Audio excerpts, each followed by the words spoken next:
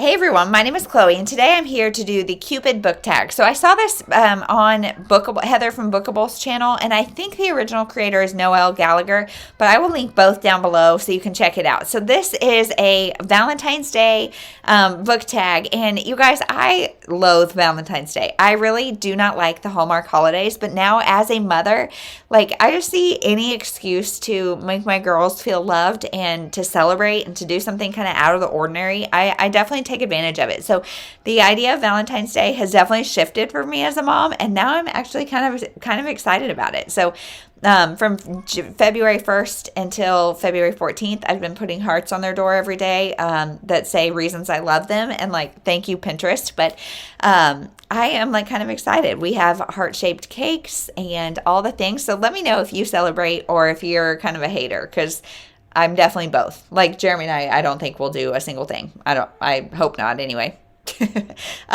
So let's just get into the questions. I love seasonal tags, and this one is just so like quirky and different that I thought I would give it a shot. So let's go. So the first one is, what's the perfect candy to eat while reading? So I am definitely a salty person. I am not a sweet person. So I don't really know, and I don't really love to snack while I read, just because I don't want to get my book dirty. I kind of like, it takes too much brain power to do both at the same time, especially lately. So I don't know, but because it's Valentine's Day in February, they are already rolling out Easter stuff. And one of my favorite things ever is the Easter egg Whoppers. The Whoppers are like a chocolate malt thing. And I don't know. I don't know why. I have a lot of memories of eating them with my sister. And so like you can normally get those around this time of year. Otherwise I love like gummy bears.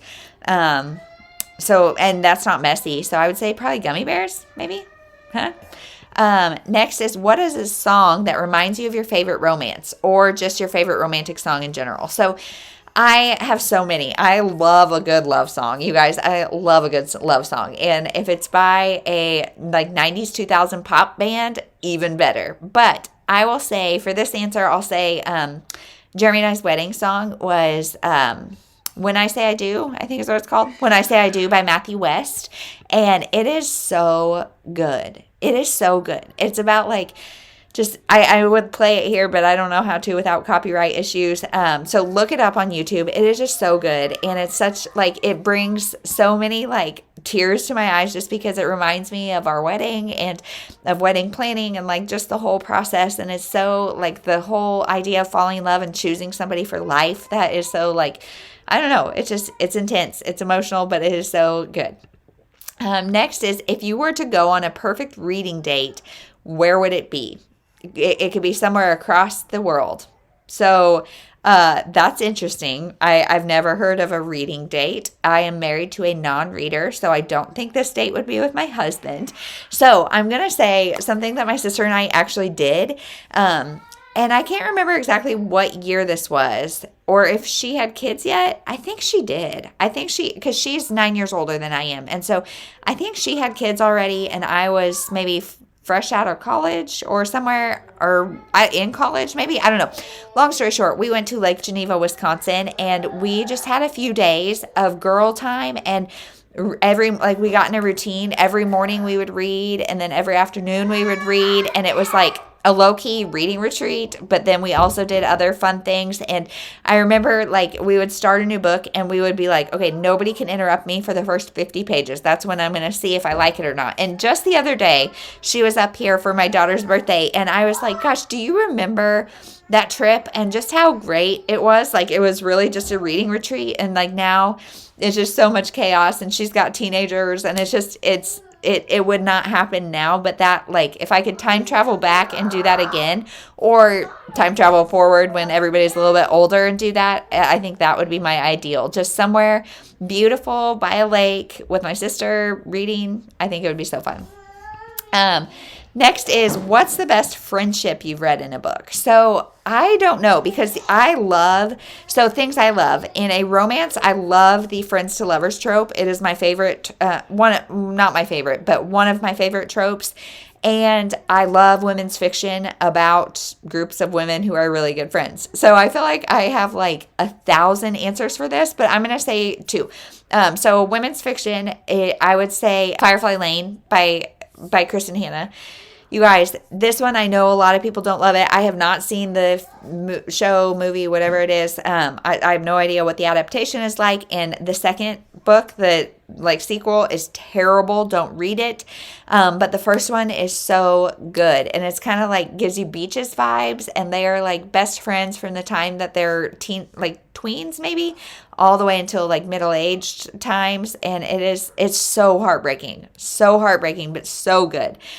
So that would, I guess, be my answer for that. And then for like a friends to lovers kind of situation, I'm going to say Love in Other Words by Christina Lauren. This is one of my all-time favorite romances. It is first love, second chance, but it's about 2 kids. I can't remember their name, Darcy and Elliot, I think, and they meet when they're, again, teenagers, and both kind of just having hard times, kind of loner relationships. She and her dad go to this cabin for like the summer, and he is a neighbor, and they meet and they bond over books, and then things happen and they meet up many years later as well. They have a relationship before and after, but their friendship that started first over their love of books was just so sweet. I love it. Next is create the perfect bouquet for your favorite book or character. So I don't know what that means. So I'm just going to talk about my favorite flowers. I think that's what Heather did. So I don't know. Like right now, this stage of life, if you don't know, I have a freshly 5-year-old, a 2.5-year-old, and a almost 6-month-old. And I feel like flowers are so pretty, but they're almost just another thing to take care of. But back in my heyday, when I had less children running around, I loved flowers, and I love tulips. Tulips are so pretty. There's our neighborhood, like the entryway does tulips, and and my parents have tulips, I think, and they're just they come in so many colors. I love how they like open and shut. You get like 2 different aesthetics, and I love sunflowers. Sunflowers just show summer to me. And Jeremy and I actually went to a wedding that it was in January, and they tried to do sunflowers, and that was comical, trying to find sunflowers in January. But yes, sunflowers. I love hydrangeas. White hydrangeas were what our like wedding was all made of. So I mean, those don't really all go together. In fact, like none of them go together, but I like all 3 of those. So next, what romance do you not necessarily need a whole sequel for? You just want to check in on them and make sure everything's going well. I love this question. So I'm going to say After I Do by Taylor Jenkins Reid. Ryan and Katie, Lauren, maybe? I don't know. The After I Do is one of my other favorite books. And this is about a couple who, it's like what happens after I do, and they are in a rough patch. Things just aren't going well, and they're on the brink of divorce, and they're like, okay, let's take a year where we have no contact with each other. You do you, I'll do me. They've got a dog that they like switch at 6 months, but otherwise 0 contact with each other. And it's so good. Like I have said before, it is a book that like when my relationship is good, it makes me more appreciative of that and makes me more like care for my husband more. And when my relationship is bad, it makes me reassess things, and like it puts me right in their shoes. And it's just so good. And now they make a decision at the end of the book that now I really want to know, like, are we good? Where are we at? Like, let's give another update, because marriage is full of ups and downs, and there are high highs and low lows, and I want to know, where are they now? Next is, what date in a book or movie do you wish you could go on yourself? So I cannot think of a single thing except for How to Lose a Guy in 10 Days. I love that movie so much, with Matthew McConaughey and Kate Hudson. I don't know why I blanked on her name, but and they go to a Knicks game, I think, one night, and like I love sports and going to sports games, so that would be really fun. I think they do quite a few different fun dates.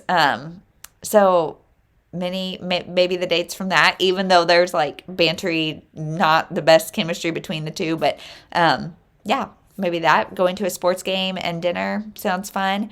Right now, like taking a nap sounds great.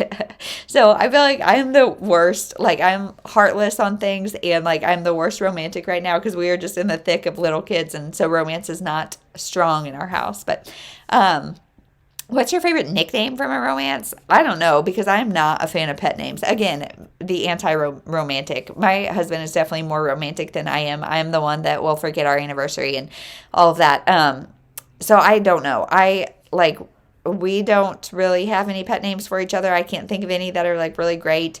Yeah, I don't know. Around our house, we call each other babe mostly, and so much so, I guess, that my first daughter, she was an early talker, and she would refer to my husband as babe. Hey babe, hey babe, and it was so cute. So I guess that, I don't know. And what are your most anticipated romances of 2023? Could be new releases or just romances you're excited to finally get to. So, I am not in my romance era right now. I am not loving romance, but I am loving new releases. And every month I have been doing anticipated releases. So I'm going to kind of plug other videos and say that I have tons and tons and tons that I am anticipating, romances and not. So yeah. I will link that playlist down below, and that's it. So let me know what your thoughts are on Valentine's Day. Are you a romantic? Do you like to read romance? Let me know all the things. Thank you so much for watching, and we'll see you in the next one.